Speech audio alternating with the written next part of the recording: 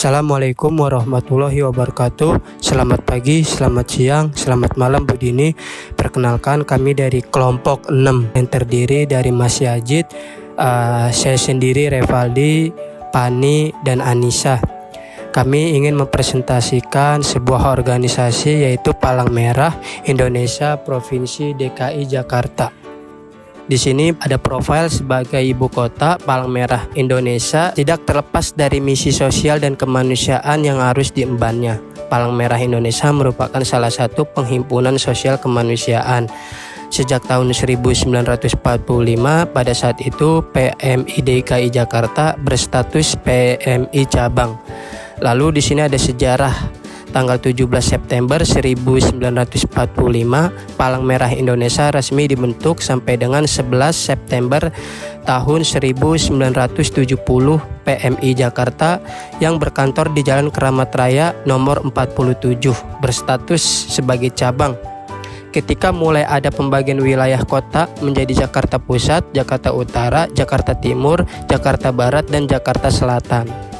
Di sini ada visi, misi, dan tujuan PMI Provinsi DKI Jakarta.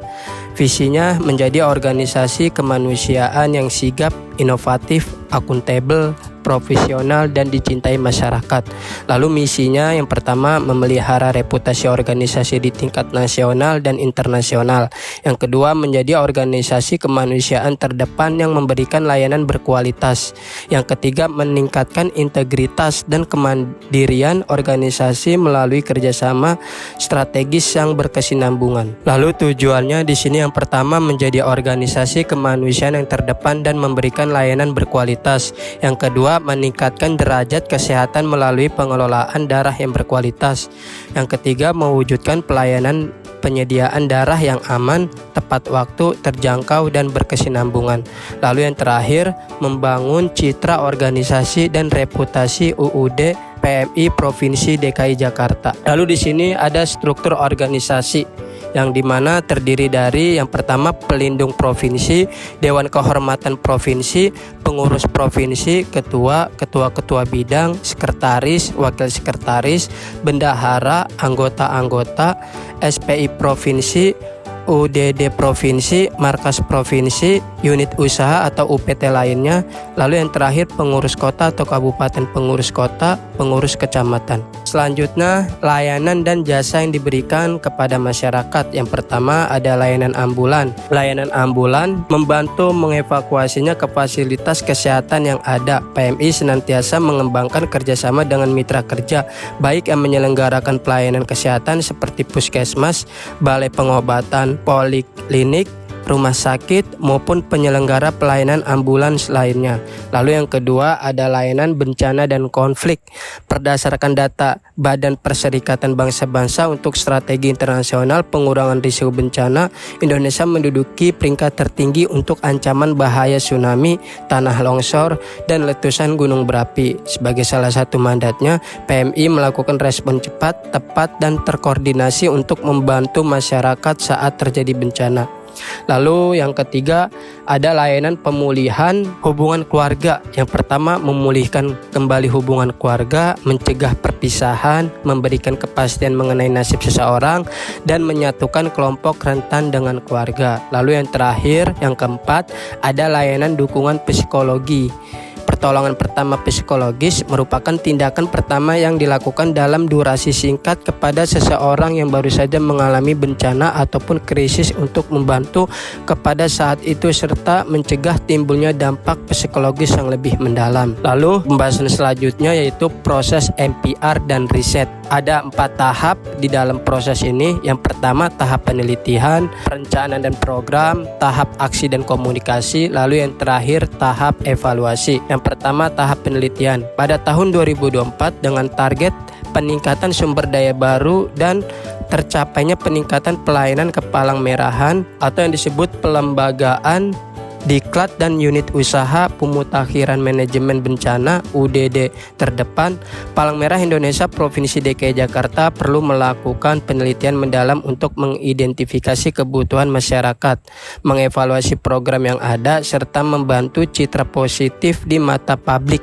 Penelitian ini akan menjadi dasar bagi pengembangan strategi komunikasi yang efektif untuk mendukung pencapaian tujuan organisasi. Oke, untuk selanjutnya tahap perencanaan.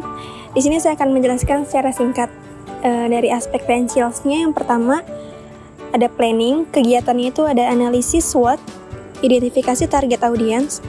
Indikator kerjanya itu ada matriks SWOT. Anggaran estimasinya itu sekitar 5 juta. Dan PIC-nya itu ada kepala divisi komunikasi. Relevannya itu ada internal PMI, serta keterangan anggarannya itu ada konsultasi, rapat, alat, dan tulis kantor. Aspek financials yang kedua ada event. Kegiatannya itu berupa pelatihan dasar relawan. Indikator kerjanya itu jumlah peserta, tingkat kepuasan peserta. Anggaran estimasinya itu sekitar 15 juta. Dan PIC-nya itu kepala divisi pengembangan sumber daya. Serta media relevan yang digunakan itu ada media sosial PMI atau website PMI, serta keterangan anggarannya itu ada sewa tempat, konsumsi, dan materi pelatihan. Yang ketiga ada news. Kegiatannya itu publikasi press release terkait kegiatan PMI. Indikator kerjanya ada jumlah berita positif, anggaran estimasinya 10 juta, serta PIC-nya kepala divisi komunikasi. Media relevannya ada Kompas, Tempo, Jakarta Post, serta keterangan anggarannya itu ada jasa penulis, distribusi press release. Yang keempat ada community. Kegiatannya ada kolaborasi dengan komunitas peduli bencana.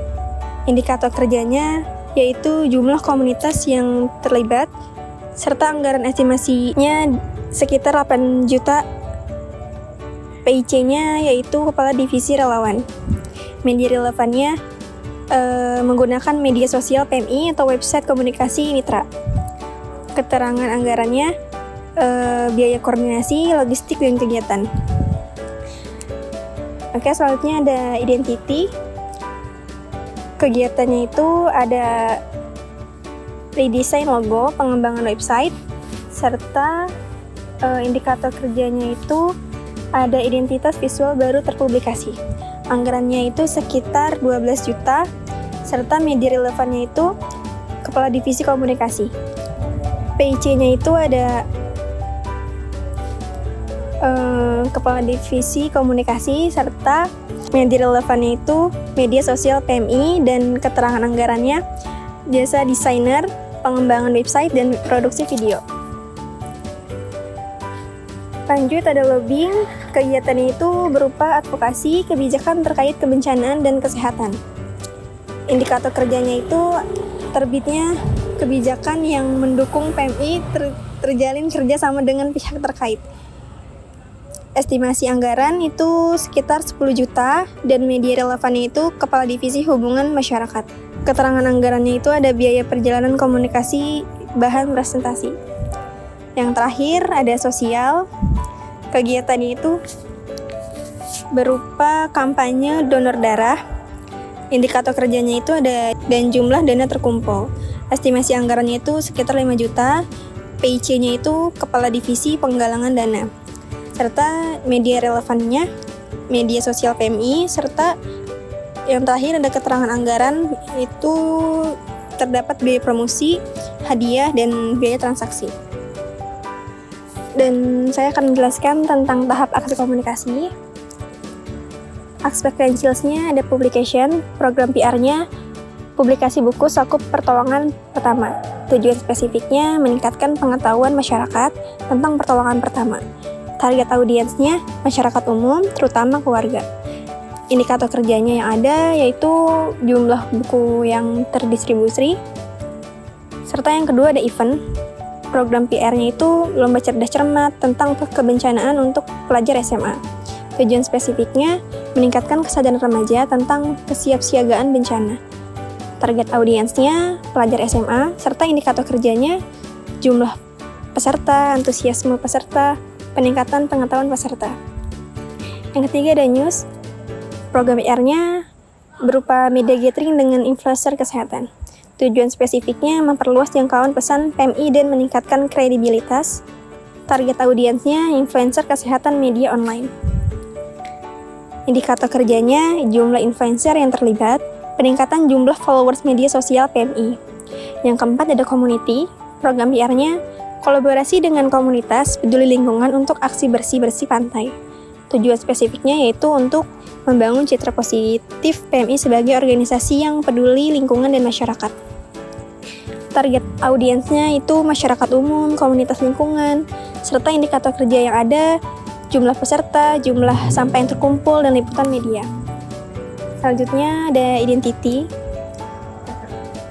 Program PR-nya itu ada kampanye atau hashtag PMI untuk semua di media sosial dengan testimoni relawan. Tujuan spesifiknya itu untuk memperkuat identitas PMI sebagai organisasi yang inklusif dan peduli. Target audiensnya ada masyarakat umum dan calon relawan. Indikator kerja yang ada, peningkatan jumlah followers engagement di media sosial, peningkatan jumlah pendaftar relawan, serta yang ke-6 ada lobbying. Program PR-nya ada advokasi kebijakan kesiapsiagaan bencana di tingkat daerah melalui forum diskusi publik. Tujuan spesifiknya yaitu untuk mendapatkan dukungan kebijakan pemerintah untuk kegiatan PMI. Target audiensnya pembuatan kebijakan atau masyarakat. Indikator kerjanya yaitu terbitnya peraturan daerah terkait kesiapsiagaan bencana, partisipasi masyarakat dalam diskusi. Yang terakhir ada sosial. Program PR-nya yaitu fundraising campaign melalui platform crowdfunding dengan tujuan spesifik, misalnya pembangunan posko bersama.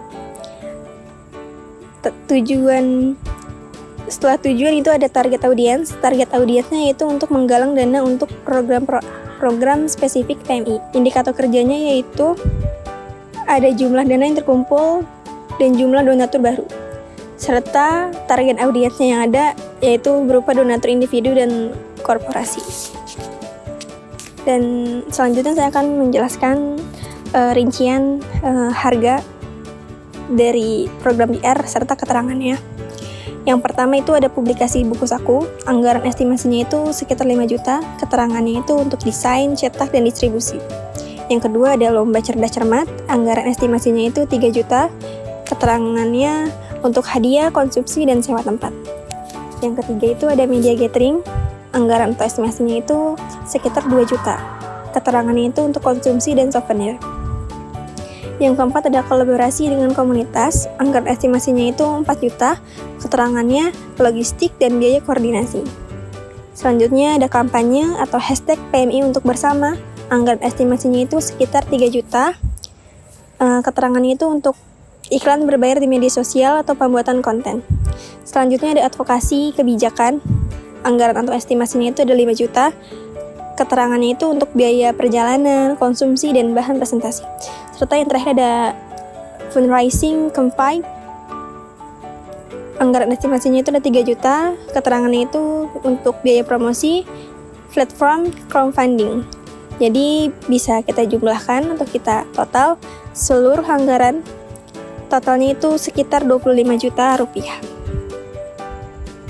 Oke, selanjutnya ada tahap evaluasi. Yang tahap evaluasinya ada 4 tahap. Yang pertama ada survei, yaitu melakukan survei kepada masyarakat, relawan, dan mitra untuk mengetahui tingkat kepuasan dan persepsi mereka terhadap program PR. Yang kedua ada analisis media, yang melakukan analisis terhadap pemberitaan media tentang PMI untuk mengetahui jangkauan dan efektivitas pesan. Yang ketiga ada monitoring media sosial, yaitu memantau aktivitas di media sosial untuk melihat engagement dan sentimen masyarakat. Dan yang terakhir ada laporan keuangan, yaitu melakukan audit terhadap penggunaan anggaran untuk memastikan efisiensi dan transparansi. Selanjutnya ada kesimpulan. Kesimpulan ini yaitu penelitian yang dilakukan oleh PMI DKI Jakarta akan menjadi landasan kuat untuk membangun citra positif, meningkatkan kepercayaan publik, dan memperkuat hubungan dengan berbagai stakeholder. Dengan menerapkan program PR yang terencana dan terintegrasi, PMI Provinsi DKI Jakarta dapat meningkatkan kesadaran masyarakat, memperkuat citra positif, dan mencapai tujuan organisasinya. Dan evaluasi program PR merupakan bagian yang sangat penting dalam memastikan keberhasilan program. Dengan melakukan evaluasi secara berkala dan melakukan perbaikan yang diperlukan, PMI Provinsi DKI Jakarta dapat terus meningkatkan efektivitas program PR dan mencapai tujuan organisasinya. Dan yang terakhir ada saran. PMI Cabang Jakarta dapat meningkatkan manajemen public relation dengan memaksimalkan penggunaan media sosial untuk menyebarkan informasi, kegiatan kemanusiaan, dan program donasi darah secara interaktif, serta menggandeng influencer dan media lokal untuk memperluas jangkauan kampanye. Selain itu, transparansi dalam pelaporan kegiatan dan pengelolaan dana sangat penting untuk membangun kepercayaan publik, didukung oleh strategi manajemen krisis yang responsif. Penggunaan teknologi digital seperti website, interaktif, dan aplikasi mobile juga dapat mempermudah akses informasi bagi masyarakat, kampanye berkelanjutan, dan program edukasi komunitas terkait kesiapsiagaan bencana dan pertolongan pertama akan memperkuat keterlibatan masyarakat dan citra positif dari PMI Jakarta. Sekian dari kelompok kami, kurang lebihnya mohon maaf. Wassalamualaikum warahmatullahi wabarakatuh.